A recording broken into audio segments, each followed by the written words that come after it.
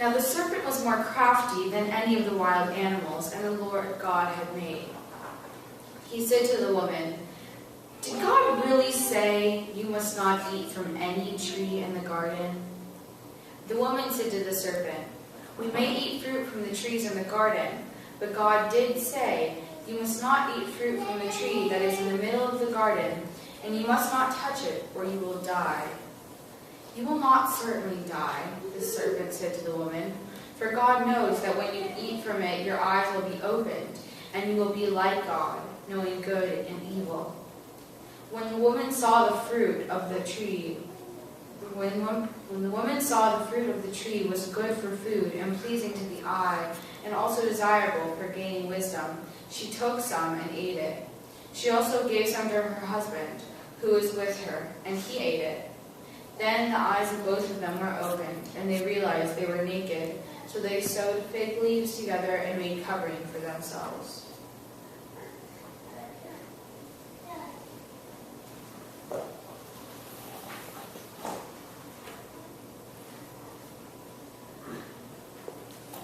Another tricky passage.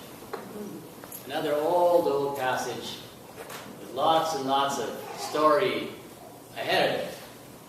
All of the story is ahead of it. And certainly what has been done with it is part of the story itself. It's the classic story to blame the women for all the problems in the world. There's a problem, yeah, we know who to blame. It's nice and easy that way. Sin, women's fault. But I wonder, did Eve really make the better decision? She knew, right? As Rachel said, I always hate it, when someone does a children's story and basically steals the cereal. But, no, I'm kidding. Right? She knew what God had told her. In fact, she even added something to it. God said, "Don't eat the fruit or you're going to die." And the woman says, "Don't eat the fruit, don't even touch it." Which is a good addition, right? Because it sort of backs you off a bit. Right? I'm not even going to touch this fruit. I'm not even going to be tempted. Right? She knows how not to be tempted. She's already got some wisdom, but she wants more. And why would you not want more wisdom? How can this be a bad thing? God doesn't want her to eat this fruit. Or does God want her to eat this fruit? Does he want her to make her own decision? Right? It's not an easy story. Because the woman wants wisdom, which I think is something worth taking a risk for.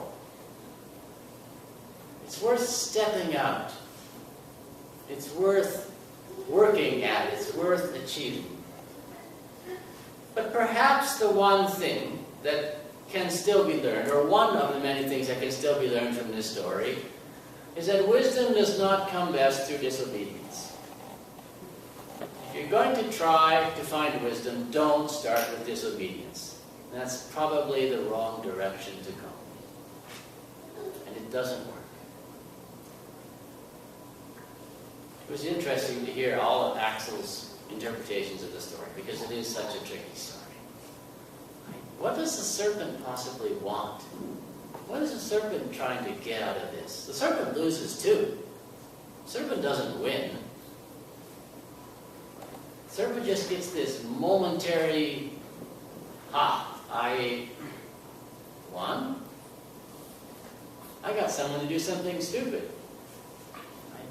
Because the contrast, right, in the story is between the desire for wisdom and the serpent, who is described as what? Crafty. So there's the distinction. We want to be wise but not crafty. Right?